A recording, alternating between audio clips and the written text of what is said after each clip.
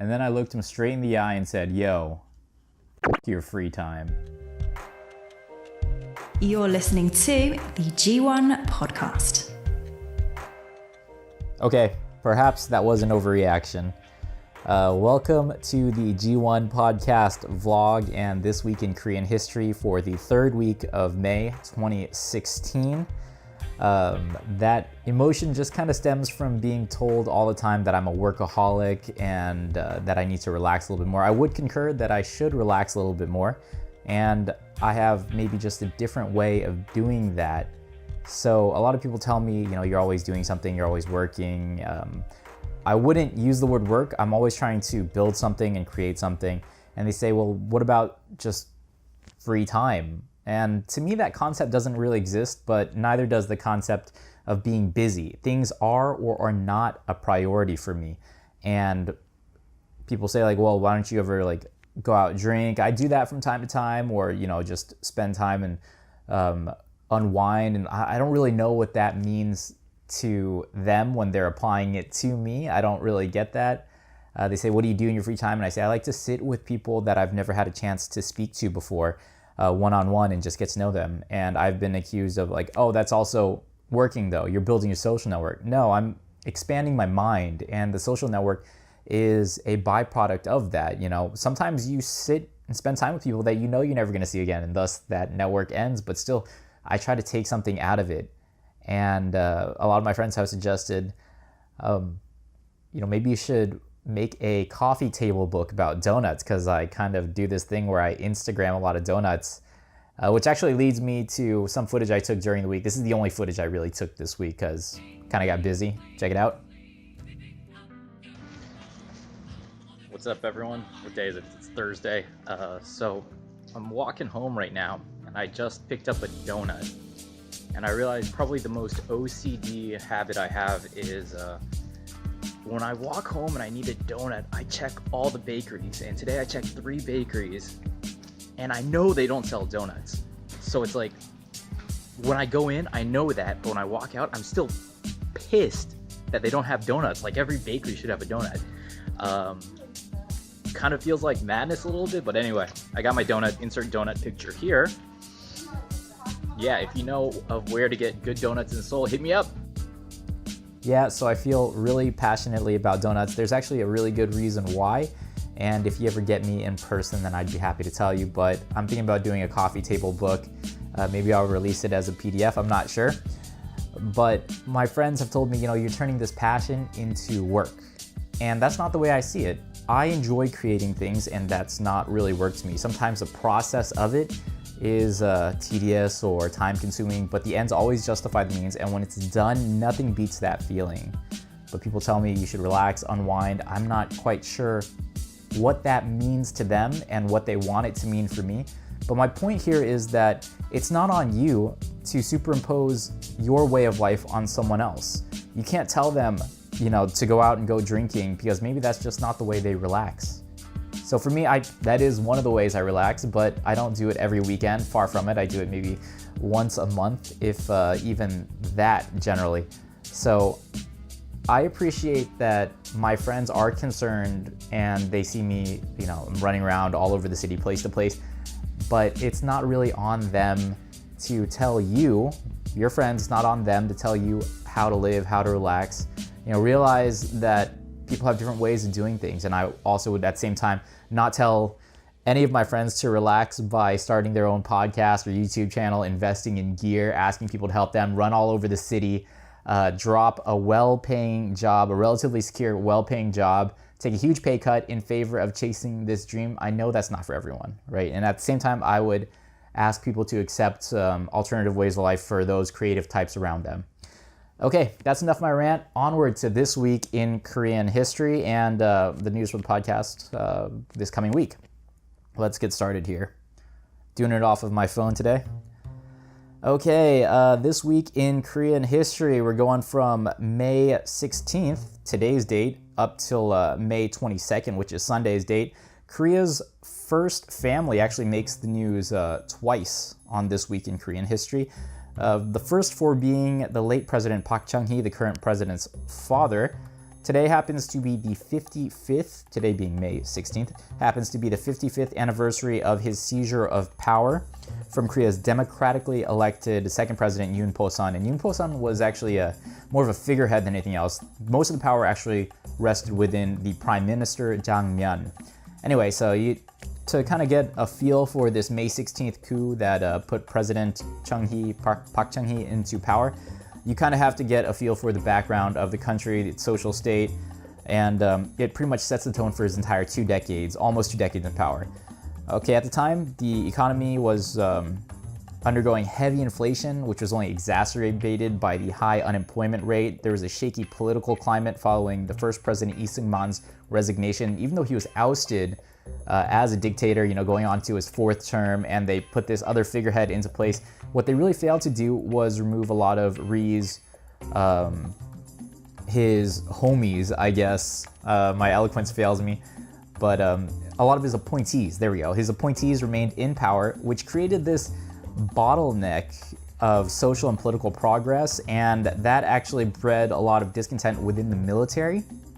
And that in itself effectively provided the moral justification, the moral and intellectual justification, and the means by which to remove Yoon Po-sun's regime and all those people appointed by Rhee initially. So the lesson here is, treat people well. Don't screw over your waiter because they're in a position to spit in your food, right? Pretty much the same thing on this much bigger political scale. So then at the time, President Park, he was just a major general of the army. He spent about a year between Rhee's administration and his own administration stepping in. He spent that time in between putting the pieces into place like a big chessboard. It's very interesting how he did it. He secured loyalty from media outlets so that he could spread propaganda better. He won over financial backers, something you got to do apparently. And he recruited and consolidated supporters from within the military. So while you're doing this, the military is a huge machine. It pretty much became this open secret, but a lot of people just kind of remained complicit with it, so it sort of eventually happened. There were kind of alarms that were triggered, The Prime Minister Jang Myeon, it did come under his radar. Oh, someone's trying to stage a coup. But there's this figure, Army Chief of Staff Chang Do-young. He seems conflicted from what I'm reading. His complicity was essential to Park's takeover. Eventually, Park gave him an ultimatum. He's like, hey, you're either with us or against us, and he became part of the Park administration.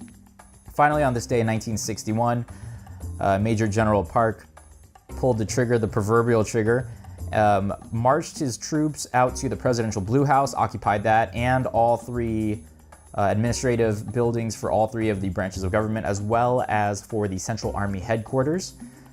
Military police were dispatched to quell this coup, but his speech apparently was so rousing that he actually won over those military police to his side, and the United States' support all but legitimized his new government, which to date, remains really controversial because it was this huge trade-off between industrialization, economic advancement, things that we take for granted nowadays, and freedom and democracy, which of course we're still kind of moving towards. And the way I see it is everything's kind of a trade-off between those things anyway, but at the time it was a very drastic trade-off, especially because the backdrop of Yoon Po-sun and Lee Seung-man right before that. All right, Park came into power relatively quietly, not too much blood was shed, but when you're moving towards democracy, there's always a lot of bloodshed, which is what happened during the 9-day revolt in Gwangju, May 18th, 1980, the Democratic Uprising. It started off as a small student-led protest in front of Cheonnam National University for the closure of the university under martial law, which was put into effect after Park's assassination, after he got assassinated, the Park that I just mentioned, the current president's father. So this clash between students and paratroopers actually spread rapidly into downtown Gwangju. Thousands of people joined the cause when they found that people were pretty much being beaten in the streets by these military police. Went on for days. Figures ranging, the casualties here are what's really unclear. Figures range from like 200 all the way up to 2,000, I think, is being what's generally accepted. That huge loss of life didn't go in vain. It further damaged Chun Doo-hwan's legitimacy. Chun Doo-hwan was the president that was stepping into power, himself also from a coup, and inspired the events that would actually bring democracy to Korea in the late 80s, so that's good. So, as I mentioned, the Parks, Korea's first family, made the news twice this week in Korean history. The second time was when the current president, Park Geun-hye, she was campaigning in 2006, not for her presidential campaign, but for something else. I'm not sure what. She was attacked by a 50-year-old ex-con wielding a box cutter. It actually slashed her on, I think, the left side or the right side of her face. You can still see it in a lot of pictures. I'll try to find one, put one up right here. Anyway, the laceration was 11 centimeters long, apparently required dozens of stitches and hours of surgery. And apparently, like a true badass, like after the cut, she just asked about how that campaign was going or something. So there we go. All right, let's move on to some bizarre news, which is actually probably my favorite part of this week in Korean history.